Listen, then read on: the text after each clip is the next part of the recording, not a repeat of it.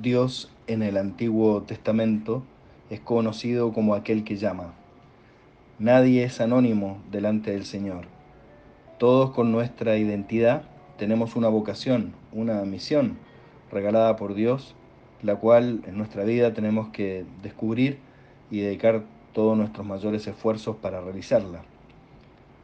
La vocación es justamente esto, descubrir aquello para lo cual hemos sido creados. Se nos muestra en el Evangelio de este domingo un ejemplo, un paradigma. El Bautista entendió su identidad y se descubrió como el precursor, el que debía prepararle el camino al Mesías. Para lograr descubrir la vocación, tenemos que entender que ésta se manifiesta desde dentro de nosotros. También se ve iluminada por la Sagrada Escritura, por los acontecimientos y por personas que, como el sacerdote Elí, ayudan a Samuel a descubrir que es Dios el que llama. Habla, que tu siervo escucha. Al día siguiente del bautismo, entonces, el bautista ha tenido un tiempo de reflexión profunda.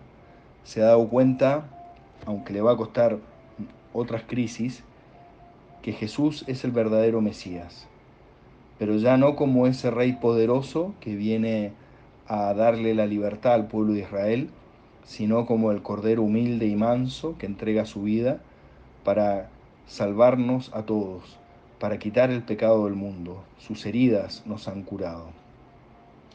Y por eso San Juan va a utilizar en este fragmento un verbo que nunca más en todo el Evangelio lo va a volver a poner, que es emblepas, que significa una mirada interior. Fijándose en Jesús que pasaba, lo miró como adentro, en su identidad más íntima. Y por eso lo señala como el Cordero de Dios que quita el pecado del mundo. Inmediatamente sus discípulos fueron tras Jesús. Hay una pregunta importante aquí. ¿Qué vemos en Jesús? ¿Por qué queremos ir tras Él? Por eso Jesucristo, dándose vuelta, viendo que lo seguían, les pregunta y nos pregunta también a cada uno de nosotros, ¿qué buscan? No dice a quién, sino qué buscan. Esta es una pregunta realmente interesante para poder ir resolviendo durante esta semana en parte. ¿Por qué razón seguimos a Jesús?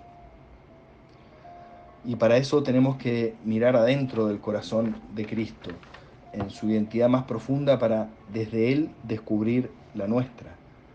Seguir en el Evangelio es ir siempre detrás de Jesús. Y por eso, ante la respuesta de los apóstoles, ¿dónde vives? Jesús les dice, vengan y vean, vengan detrás de mí. Jesús, fijando la mirada en Pedro, que no es llamado directamente por Jesús, sino a través de su hermano Andrés, es interesante, necesitamos siempre de otro que nos acerque a Jesucristo. Jesús, fijando en Pedro su mirada, otra vez el verbo emblepo, mirando la identidad más profunda, lo descubre como la piedra fundamental de la iglesia y por eso el cambio de nombre. ¿Para qué fui creado? ¿Cuál es el nombre con el cual me conoce Jesús?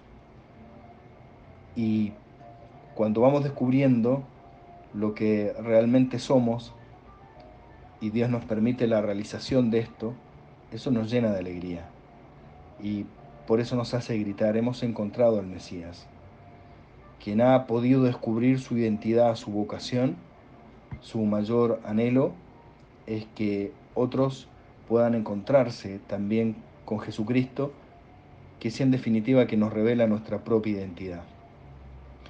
En la Eucaristía, participando en la parroquia o desde los medios de comunicación, el sacerdote en un momento determinado de la misa, justo antes de la comunión, va a hacer lo mismo que San Juan Bautista, y elevando el cuerpo de Cristo y su sangre en el cáliz y la patena, nos va a decir, es este el Cordero de Dios que quita el pecado del mundo. Y por eso nosotros vamos a responder, Señor, no soy digno de que entres en mi casa, pero una sola palabra tuya bastará para sanarme.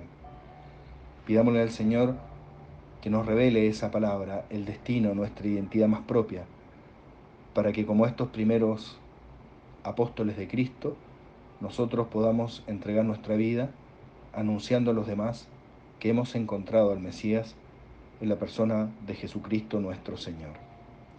Dios los bendiga y la Virgen María los proteja.